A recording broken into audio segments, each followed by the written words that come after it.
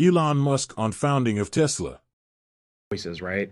What would you say, like, when you first joined Tesla, like, everyone thinks that you weren't the founder of, everyone tries to correct you on that. He didn't found it. Like, what did it actually consist of, right? Because I think a lot of people just think that someone else started it, you joined later, and whatever. But obviously, that's not true. So, That is not true. The reason people think that is because Everhard engaged in a nonstop campaign to try to effectively gain sole credit for Tesla for himself, and he's the worst person I have ever worked with, and that is saying something. Okay, yeah, I've worked with some real assholes. Okay, so for somebody to be the worst person I have ever worked with, by far, yeah, that's not easy, is what I'm saying. So, uh, the actual origin of Tesla uh, goes to 2003 when I had lunch with JV in El Segundo, and we got to talking about electric cars. And JV said, "Hey, have you tried the AC propulsion T0?" Um, I said, "No." But we talked about battery technology and how the lithium ion would finally enable a long range car. I never heard of Eberhard at this point. Never heard of him. So then I got a test drive from AC Propulsion T0, um, and I was like, wow, okay, this is pretty cool. So at first I was like, well, can you guys just make me a T0? I'll buy one from you. And they didn't want to make another one. So I was like, okay. And I said, you guys should really commercialize the T0 because the T0 had all the properties that we later had in the Roadster. You know, it's sort of like 250-mile range, 0 to 60 under 4 seconds, or roughly 4 seconds. Um, and it was a two-door. Well, it didn't have doors, admittedly, the T0. But it looks. You can see a resemblance between the T0 and the Roadster. It's basically a small electric sports car.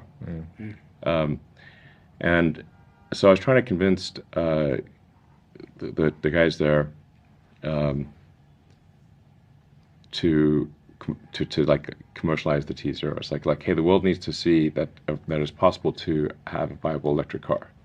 Um, and at the time, I was obviously very much you know working crazy hours at SpaceX trying to get a rocket to orbit, and we'd not yet reached orbit. So we'd not reached orbit until 2008 for SpaceX. So anyway, so then I kept hounding AC Propulsion to commercialize the T0. And then weirdly, they wanted to not do the T0, but do an electric Toyota Scion.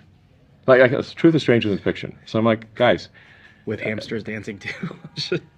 I mean, the thing is like the batteries and powertrain at low volume are going to be very expensive, Yeah. and so like no matter what, you would have to have like maybe a $70,000 or $80,000 electric Scion, or you could have, for argument's sake, $100,000 electric sports car. And people are willing to pay $100,000 for an electric sports car, but they're not willing to pay, let's say, 80,000. Like you'd only save a small amount, because the battery pack and electric powertrain are overwhelmingly what is expensive. Um, but I even said, listen, if you guys actually want to do an electric Scion, I will fund 10% of it, but you have to find other people who will fund the other 90%. And the only people who are willing to do 10% were me and Sergey Brin. And so then that project stalled. So then I sent I think it's Tom Gage an email saying like, listen, if you guys are sure that you don't want to commercialize the T0, how about if you let me do that? So I was like, I'm going to start a company to commercialize the T0. So then Dan said, well, if you're interested in commercializing T0, he knows two other groups that are also interested in doing it, and would I like to meet them? I never met the second group, but the first group I met was Eberhard, Tarpening, and Wright. Now, Eberhard keeps trying to erase Ian Wright from history as well because they hate each other. So but all they had was just basically the plan was commercialized. There were no employees, there were no offices, there was no IP, there was no nothing, literally nothing. Yep. there was nothing you would call a company. He said, like, where is the company? I don't know. Where is it? There was an empty shell corporation that had zero value, and no employees, no offices, no designs, no intellectual property, no nothing. Except the general idea, basically, of commercializing the T0, which I had before meeting them. Like, if I had not met them, I would have just moved forward, created a company with JB, commercialized the T0, and gone on our way. And that's actually what happened at the end of the day. Oh my gosh. Except with a lot of grief along the way. Yeah. Okay. So, but in effect, after about a year, Eberhard, Martin Eberhard and Ian Wright could not stand each other, and they made me pick which one would leave. Basically, they can't both be in the same company, so I have to pick one of them. And then I talked to JB, and I was like, what's our least bad option here? Yeah. And it was like, okay, we'll say goodbye to Ian Wright and keep Martin. I mean,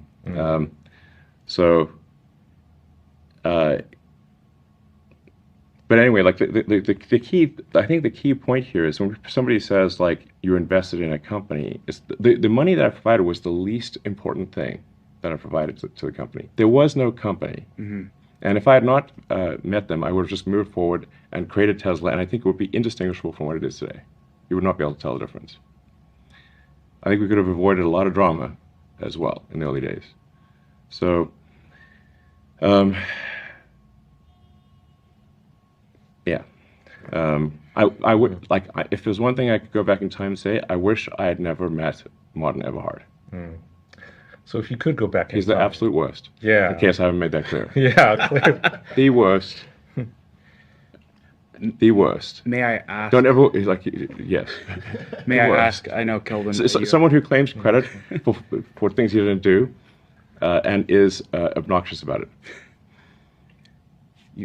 Yeah, so clearly if you had a time machine, you can go back in time and not work with him. Yes, and fantastic. Yeah, exactly. That would have, of course, saved a tremendous amount of anguish. Yeah, and then just partner up with JB. The name Tesla and the logo means so much to so many of the fans of the cars. So help us understand who came up with the name Tesla and what were some of the alternatives, and would Tesla be called Tesla had you and JB broke out together and not met Martin? So the Tesla Motors, which is what it was called at the time, was the trademark was actually held by a guy I think who lived around Sacramento or something, and the trademark Tesla Motors was like I said, owned by someone not us. So in the beginning it actually seemed like we would not be able to use. Steve Selleck, who came up with the Tesla Motors, the guy that we bought the trademark from, that guy. Not only did he come up with it, he trademarked it. Oh. Okay, so and we could not. He would not respond to anyone, any contact. So then finally, I sent Mark Topping, who is although he's Martin's best friend, is still a super nice guy.